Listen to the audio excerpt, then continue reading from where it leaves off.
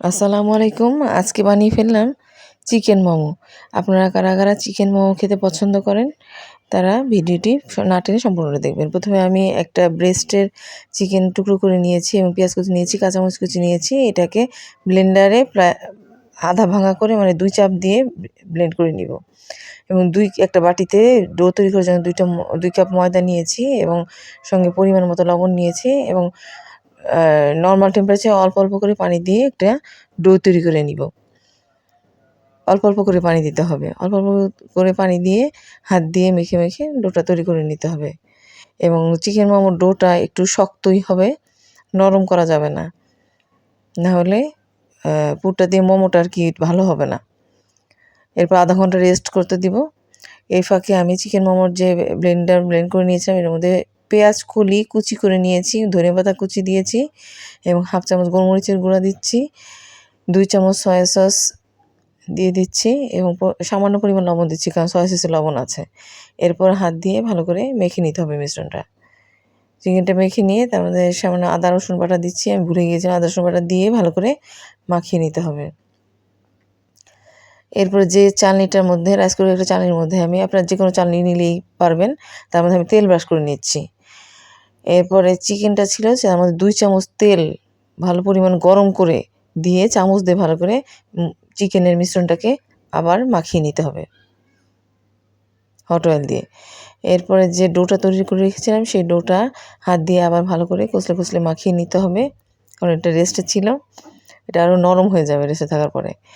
তারপরে আমি দুইটা লম্বা করে লিচি কেটে নিয়েছি, এর মধ্যে ছুরি দিয়ে আমি ছোটো ছোটো লিচি কেটে নিচ্ছি। নিয়ে আলাদা করে একটা প্লেটে রেখে সেটাকে আবার সামান্য ময়দা ছিটিয়ে দিয়ে দিব, যাতে লেগে না যায় একটার সাথে। এরপর একটা কাপড় দিয়ে ঢেকে রাখবো এবং ছোট ছোট পাতলা রুটি আমি বলে নিচ্ছি। ছোট ছোট রুটি, বেশি মোটাও করা যাবে না, পাতলাও করা যাবে না। তার মধ্যে মোমোর পুর দিয়ে আমি একটা ভাঁজ দেখাচ্ছি। এই ভাঁজটা আমার ছেলে করে দেখাচ্ছে আপনাদের। সাইড থেকে কুচি করে দিয়ে আস্তে আস্তে কুচি করে দিয়ে আসবেন। 3-4টা কুচি করার পরে পেছনের মাথাটার সাথে জোড়া লাগিয়ে দিলেই হবে। মোমোর ডিজাইন যে কেউ এক একজন এক এক শেপে করতে পারে। এই হলো একটা। এরপর আমি একটা করে দেখাচ্ছি। ভিতরে পুরটা দিয়ে তার মধ্যে এক সাইড থেকে চাপ দিয়ে আস্তে আস্তে একটা পাশ কুচি করে আস্তে আস্তে আস্তে পুরোটা কুচি একটা প্রান্তের সাথে লাগাতে হবে। কুচি করে আস্তে আস্তে চাপ দিয়ে একটা প্রান্তের সাথে লাগালে একটা পুটুলির মতো আকার ধারণ করবে।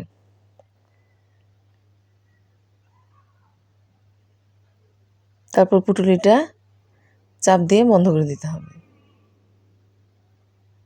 এই যে তৈরি হয়ে গেল আমার আরেকটা মোমোর ডিজাইন। এভাবে বিভিন্ন ডিজাইনে আমি মোমো শেপ দিয়ে নিয়েছি এবং স্ট্রেনের মধ্যে তেল মাখানো এর মধ্যে দিয়ে একটা পাত্রের মধ্যে পানি দিয়ে রেখেছিলাম। যখন মোমোর উপরটা মসৃণ হয়ে যাবে, হাত দিয়ে কিছু লাগছে না, ওই পর্যায়ে মোমোটাকে চুলা থেকে নামিয়ে ফেলতে হবে। 20 মিনিট লাগতে পারে, 20 থেকে 25 মিনিট। এরপর একটা মোমো ভেঙে দেখাচ্ছি। দেখেছেন, চিকেনটাও সিদ্ধ হয়ে গেছে সব কিছু। এরপরে আপনি সস দিয়ে মোমোটা গরম গরম